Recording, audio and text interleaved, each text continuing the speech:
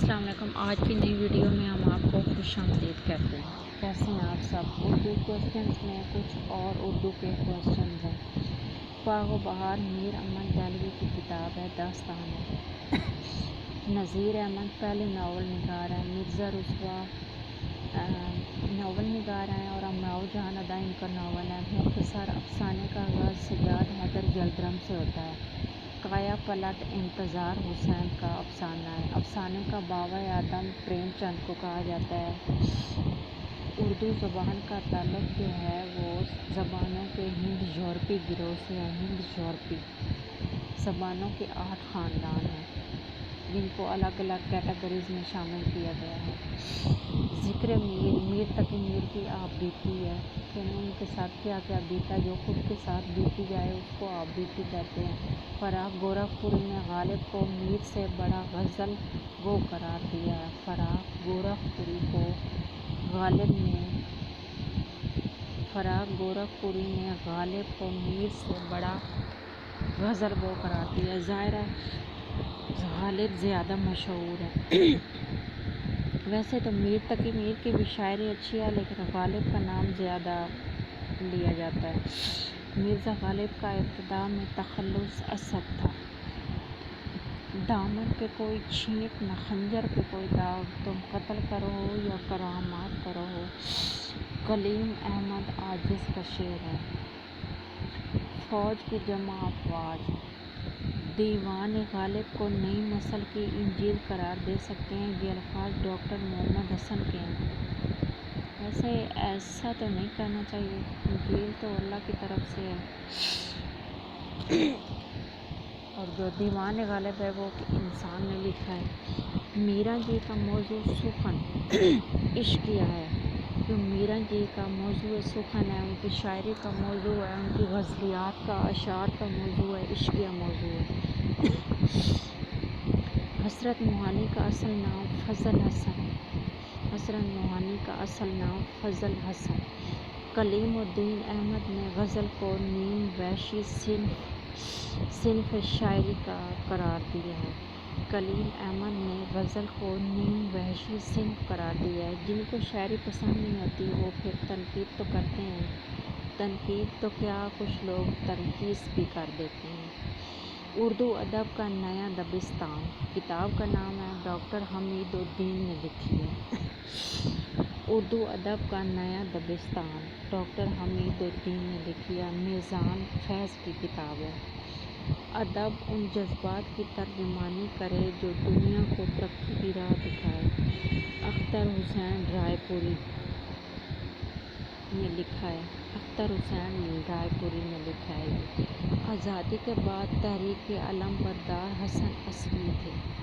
آزادی کے بعد تحریک علم بردار حسن عسکری تھے۔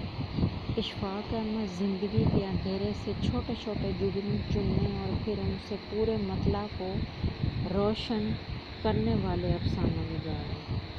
اشفاق احمد زندگی کے اندھیرے سے چھوٹے چھوٹے جگنو چننے اور پھر ان سے پورے مطلع کو روشن کرنے والے افسانہ نگار ہیں۔ شب گریزاں ہوگی آخر جلوہ خورشید سے، چمن معمور ہوگا نغمہ توحید سے۔ کیا بات ہے شعر کی۔ علامہ اقبال کا یہ شعر ہے جو اس نے شمع اور شاعر میں یہ شعر لکھا ہے۔ شب گریزاں ہوگی آخر جلوہ خورشید سے، یہ چمن معمور ہوگا نغمہ توحید سے۔ یعنی جب رات ہوگی تو رات کا جو اندھیرا ہوگا اس میں چاند کی روشنی ہوگی، چاند کا جلوہ ہوگا، اور جب دن ہوگا تو ہر جگہ نغمہ توحید ہوگا، اللہ کا ذکر کیا جائے گا۔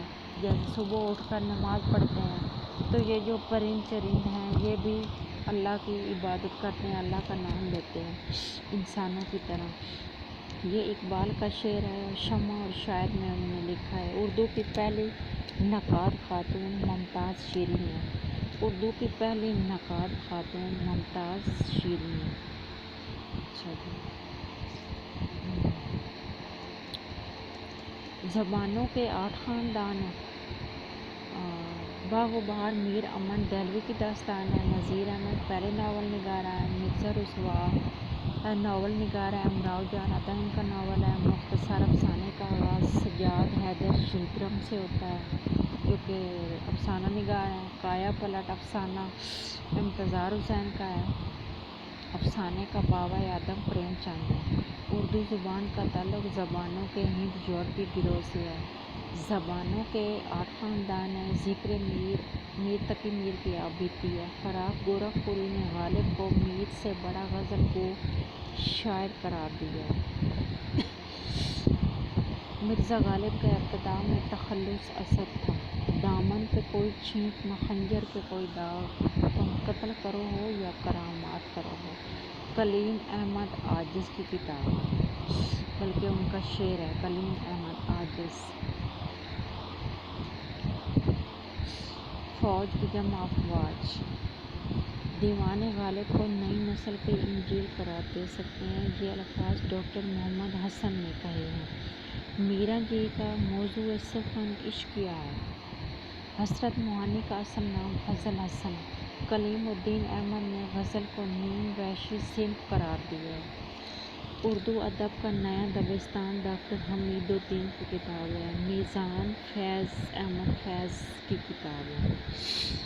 ادب ان جذبات کی ترجمانی کرے جو دنیا کو ترقی کی راہ دکھائے۔ اختر حسین رائے پوری کی کتاب میں لکھا ہوا ہے۔ اختر حسین رائے پوری نے کہا ہے۔